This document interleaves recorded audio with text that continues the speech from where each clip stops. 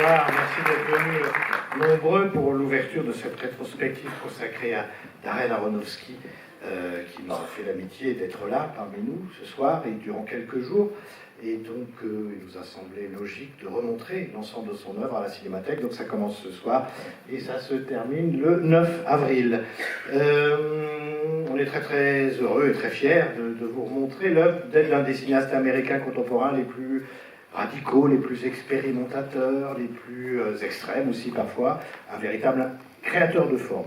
Avant de vous en dire plus sur lui et son cinéma, je vais énoncer les remerciements d'usage. Évidemment, nous remercions notre tutelle, le CNC et le ministère de la Culture, nos grands mécènes, Chanel, la Fondation Cannes pour le cinéma et Netflix. Et pour cette rétrospective, je vais remercier ceux grâce à qui ont permis que Darren Aronofsky soit présent parmi nous ce soir. Tout d'abord, Jean-Baptiste Janaudy, voilà, on peut l'applaudir. Il va ressortir le film avec la Société des Acacias, donc il ressort Requiem for a Dream la semaine prochaine.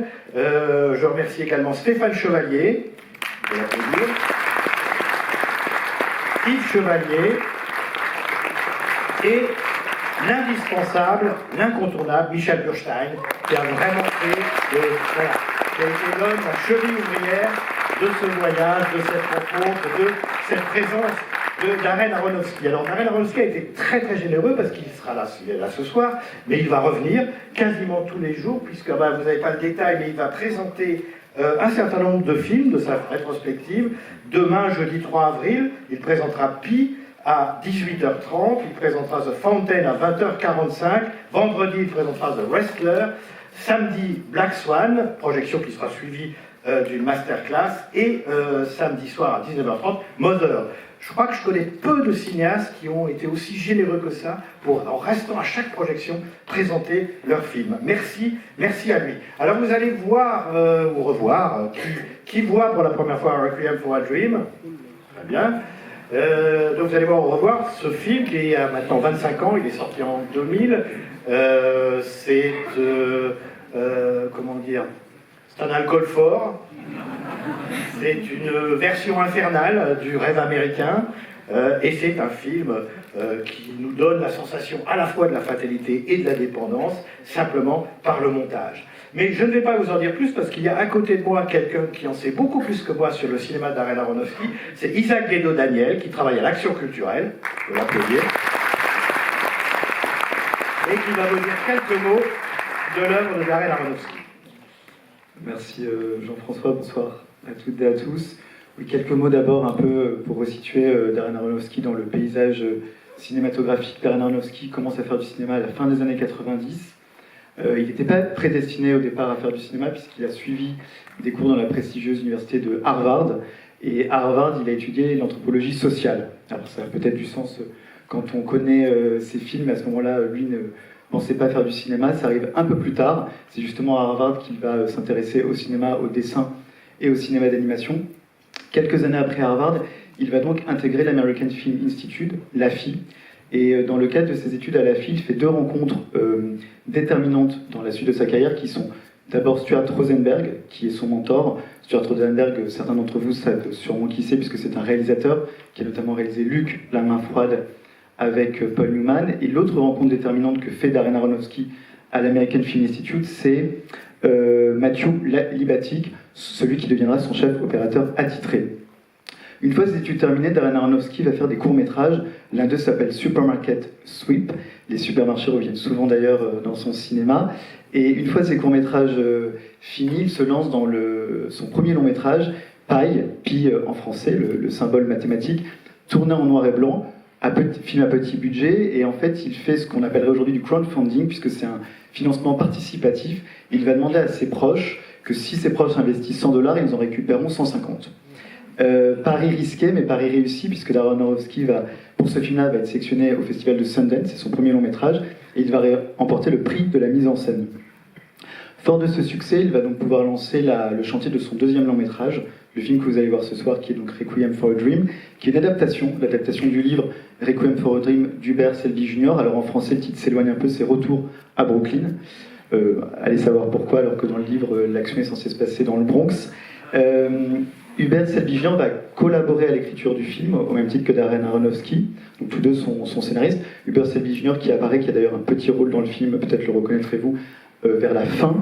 Et ce qui est drôle, c'est que quand Darren Aronofsky, il raconte ça dans une interview, quand il termine la réalisation de son film, il envoie son film à un ami réalisateur dont il tait le nom.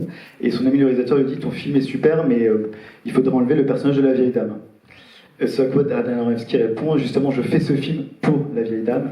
Et cette vieille dame, c'est Ellen Burstyn. Ellen Burstyn, que vous connaissez certainement, puisqu'elle est la Alice de Martin Scorsese dans Alice n'est plus ici. Elle est aussi actrice dans L'Exorciste de Friedkin. Et à ses côtés, deux jeunes acteurs déjà prometteurs, qui sont Jennifer Connelly et Jared Leto. Le film, Requiem for a Dream, c'est un film, je dirais plutôt que c'est un conte, plus qu'un film. Un conte sur la dépendance plus que la drogue. Alors c'est étonnant de dire ça, parce que le film, aujourd'hui, j'ai vu, a été montré dans des universités américaines pour lutter contre la drogue, mais c'est plutôt un film sur la dépendance, sur l'illusion du rêve américain, sur la famille, ici dysfonctionnelle, qui est un thème récurrent dans le cinéma de Darren Aronofsky. Une chose à noter, le film est tourné à New York, à Coney Island, au même titre que Pi, et ce n'est pas un hasard, puisque Darren Aronofsky affectionne particulièrement ce lieu, puisqu'il est né, il y a grandi à Coney Island. New York, qui servira aussi de décor à un autre film qui est Black Swan, et je crois savoir que Code Stealing, son prochain film, a également été tourné à New York. Une fois ces deux films faits, une fois Requiem for a Dream terminé, le film est sélectionné hors compétition à Cannes, important de le préciser, il y a donc pile 25 ans, en 2000, Darren Aronofsky se lance dans un projet beaucoup plus ambitieux, un film sur 3 époques, film hybride qui s'intitule The Fountain, avec Hugh Jackman et Rachel Weisz. Ce film est une sorte de fable écologique empreinte de références bibliques et qui annonce déjà 2 autres films de sa filmographie qui sont Noé et Mother. Habitué du Festival de Venise, Darren Aronofsky va y remporter le Lion d'Or avec The Wrestler, avec dans le rôle titre Mickey Rourke. C'est le grand retour de Mickey Rourke au cinéma en 2008 dans ce film, The Wrestler, qui veut dire littéralement le catcheur. C'est un film qui est imprégné de cinéma et vérité, le réalisateur le dit lui-même. Et quelques années après, Darren Aronofsky revient à Venise, puisqu'il y présentera en ouverture du festival Black Swan. Immense succès critique et public, avec Nathalie Portman, bien sûr, dans le rôle d'une danseuse. Et ce film est peut être vu comme un film jumeau. Il y a des similarités avec The Wrestler. On en parlera évidemment samedi lors de la leçon de cinéma, puisque l'un, The Wrestler, traite du catch, qui peut être considéré comme un art, et l'autre de la danse, du ballet, dans Black Swan. Darren Aronofsky, tous ses films le montrent, c'est avant tout un auteur, et un auteur indépendant. Il a signé la plupart de ses scénarios, et son indépendance, il la doit notamment à sa société de production, Protosea Pictures, qu'il a fondée, société de production donc, avec laquelle il produit ses films, et il produit aussi bon nombre de films. Dernièrement, il a produit des documentaires, Postcard from the Earth, et également un documentaire qui s'appelle Holding Liat. Ce film vient d'être montré à Berlin, où il a obtenu le prix du meilleur documentaire, et qui revient sur l'attente et l'espoir d'une famille dont la fille, Liat, a été kidnappée le 7 octobre 2023 par le Hamas. Autre film que Darren Aronofsky produit, ce sont des fictions. Il a produit Fighter de David O. Russell, et il a également produit Jackie de Pablo Larraín avec une certaine Nathalie Portman. Pour revenir à ces films, à la mise en scène de Darren Aronofsky, on peut dire que tous ces films ont attrait à la mort comme acte de création, l'idée que la construction naît de la destruction, voire de l'autodestruction, vous le verrez à travers ces personnages. Et en parlant de personnages, l'une des forces de ces films, c'est bien sûr ces acteurs, ces interprètes, d'Ellen Burstyn, vous le verrez dans Requiem for a Dream, à Brendan Fraser dans The Well, en passant par Mickey Rourke dans The Wrestler ou Nathalie Portman dans Black Swan, tous d'ailleurs nommés ou primés aux Oscars, tous livrent des performances d'acteurs mémorables, du port de prothèses en passant par la prise de poids, la perte de poids, des entraînements excessifs intenses avant les tournages. Le corps, ici le corps des personnages, le corps de l'acteur, est mis au service de l'intensité de la mise en scène. En somme, le cinéma de Darren Aronofsky puise dans l'imaginaire et porte en lui les puissances de l'image à leur comble d'intensité. C'est un cinéma visionnaire, un cinéma fou, un cinéma divertissant, populaire et qui touche au sublime. Darren Aronofsky a bien compris une chose, le cinéma est une sorte de drogue et il en est un dealer d'images. Merci beaucoup et je vous demande d'accueillir Très chaleureusement Darren Aronofsky.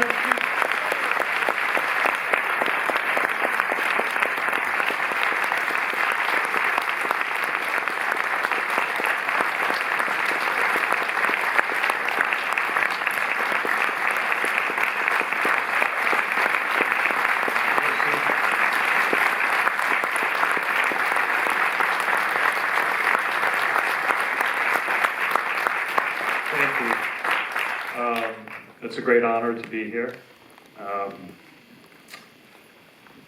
He really did his homework. Thank you for that. I want to thank everyone at the French Cinematheque for inviting me here and doing this retrospective. It's a beautiful thing as a filmmaker that your films are still watched and loved and seen. And to be at such a historical theater like this is really a great honor. I want to thank the distributor. I mean, it's crazy that Requiem for a Dream at 25 years old is going to be in a movie theater, and I love it. I hope there's more than 3 people in the theater, but it's very, very welcoming and gratifying. Really, you know, one of the highlights of my life came back to me today. I got to do a bunch of press today talking about Requiem. Oh, should I let you translate a little bit? Yeah, sorry. Okay. Merci, c'est un honneur d'être ici. Merci beaucoup pour vraiment ce déroulé très complet. Je suis ravie d'être invitée ici à la Cinémathèque. C'est très beau quand on est cinéaste de savoir que ces films sont encore vus et appréciés et en plus d'être dans cette salle qui est mythique. Et aussi merci aux distributeurs qui, 25 ans après, c'est fou de penser que le film va ressortir en salle. J'espère qu'il va attirer plus de 3 personnes, évidemment, mais cet accueil, tout ça, c'est très gratifiant pour un cinéaste. Et je repense à un des plus grands moments de ma carrière, parce qu'aujourd'hui, j'ai fait beaucoup de presse pour reparler de Requiem. So while doing some of the press, a lot of people asked me about the world premiere of this movie was in May 25 years ago. I can't do the math. I guess that's 2000, right? Yeah. 2025 minus 25 is 2000.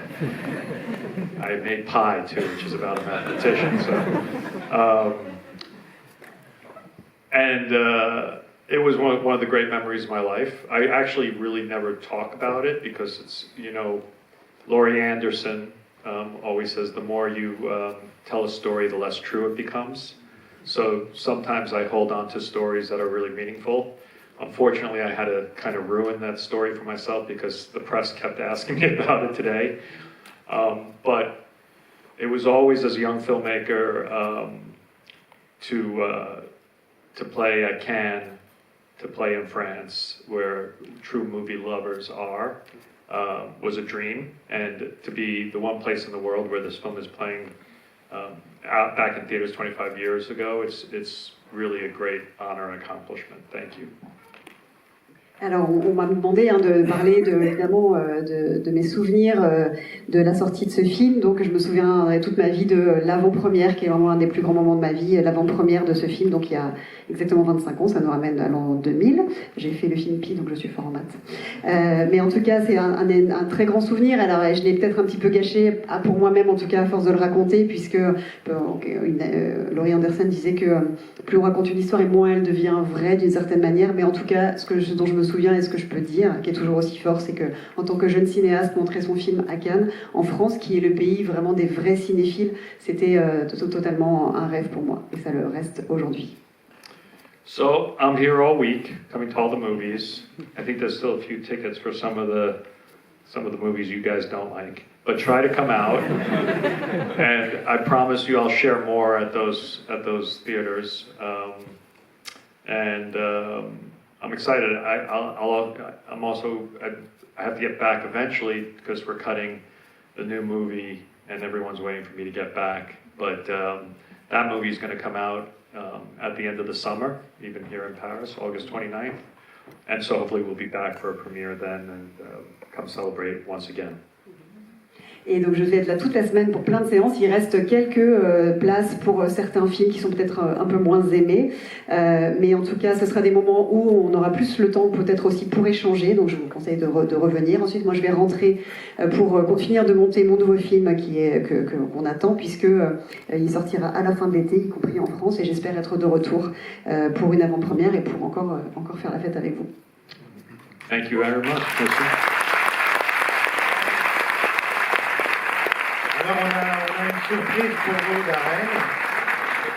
Alors bon, ça c'est une plaque, vous pouvez peut-être la mettre dans votre salon. Mais le plus important, c'est pas la plaque, c'est qu'à partir de ce soir, il y aura un fauteuil à votre nom dans la salle. We have a seat with your name. With your name Merci beaucoup. What seat? Where's the seat going to be? this one. Oh, excellent seat. Very good. Merci.